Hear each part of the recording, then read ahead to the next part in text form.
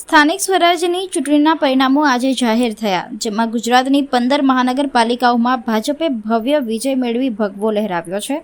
જો કે વડોદરાના વોર્ડ નંબર 15માં એક અણધારી અને ચર્ચાસ્પદ જીત નોંધાઈ છે। આ વોર્ડમાં ભાજપે 3 બેઠકો પર વિજય મેળવ્યો છે, જ્યારે ચોથી બેઠક પર કોંગ્રેસના ઉમેદવાર આશિષ જોશીએ જીત હાંસલ કરી છે। આશિષ જોશી ભૂતકાળમાં ભાજપના સસ્પેન્ડ થયેલા નેતા હતા, જેમણે પક્ષથી છેડો ફાડીને કોંગ્રેસમાં જોડાણ કર્યું હતું અને કોંગ્રેસની ટિકિટ પર ચૂંટણી લડીને વિજેતા બન્યા હતા। આશિષ જોશીની જીત એટલા માટે પણ ખાસ છે કારણ કે આ વોર્ડમાં ડભોઈના ધારાસભ્યે પોતાની પેનલ જીતાડવા માટે એડી ચોટીનું જોર લગાવ્યું હતું। જોકે તેમની પેનલ સંપૂર્ણપણે જીતી શકી નહોતી અને આશિષ જોશી એકલા જ કોંગ્રેસમાંથી વિજેતા બન્યા છે। પોતાની જીત બાદ આશિષ જોશીએ ભાવુક થઈને જણાવ્યું હતું કે આ વિજય 12 માસૂમ બાળકો અને 2 શિક્ષિકાઓનો છે, જેઓ હરણી બોટકાંડના પીડિત હતા। તેમણે ભ્રષ્ટાચાર વિરોધની લડાઈનો વિજય ગણાવ્યો અને પોતાના મહાદેવ પરના વિશ્વાસનો ઉલ્લેખ કર્યો।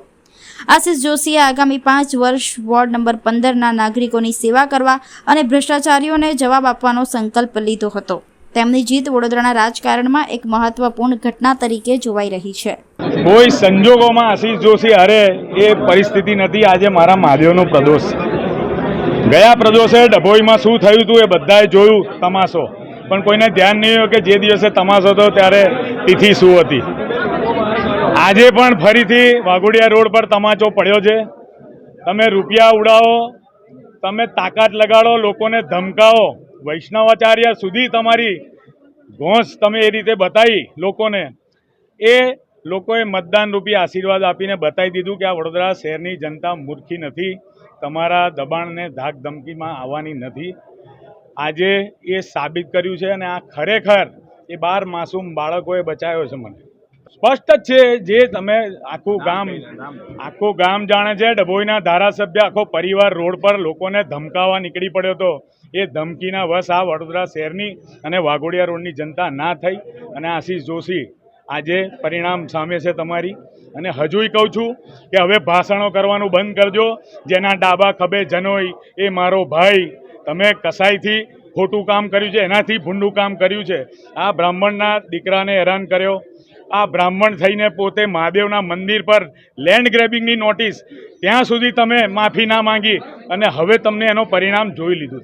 1,00,000% 12 માસૂમ બાળકો અને 2 શિક્ષિકાઓ જે આ ભ્રષ્ટાચારનો ભોગ બની હતી, એ ભોગ બન્યા છે એના જ જે અમે અવાજ ઉઠાવ્યો હતો ત્યારે અમારા અવાજને દબાવવાની કોશિશ, રૂપિયા આપવાની કોશિશ, વેચી નાખવાની કોશિશ, અમે અને પરિવારો ડગ્યા નથી અને હવે આ ન્યાયની લડાઈ આગળ વધવાની છે અને એનો જનાદેશ આજે મળ્યો છે કે 12 માસૂમ બાળકોને ન્યાય મળવાનો છે। એટલા માટે જ આજે આ પરિણામ આવ્યું છે। તમે રૂપિયા ખર્ચ્યા, ધાક ધમકી આપી, લોકોના ઘરે જઈને બેઠા રાતના દાદાગીરીઓ કરી, પણ પરિણામ જોઈ લો। ચોક્કસ કહું છું, ફરી આજે પ્રદોષ છે, યાદ રાખજો। પોલીસ શોધશે તમને? હું તૈયાર છું। પહેલાંય કીધેલું મેં કે હું ભાજપ કાર્યાલય જવાનો નથી કોઈ દિવસ।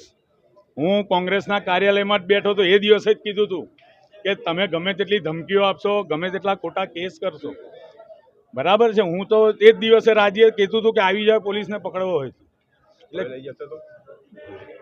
પહેલાં આ ભગવાન 1000 હાથવાળો બેઠો છે। પોલીસ કાયદો જે છે એ કાયદાનું કામ ભલે કરે, પણ મને પૂરેપૂરો વિશ્વાસ છે। કેસમાં સંડોવાયેલા છો? કોઈ કેસમાં એ તો આવનાર દિવસમાં ખબર પડશે।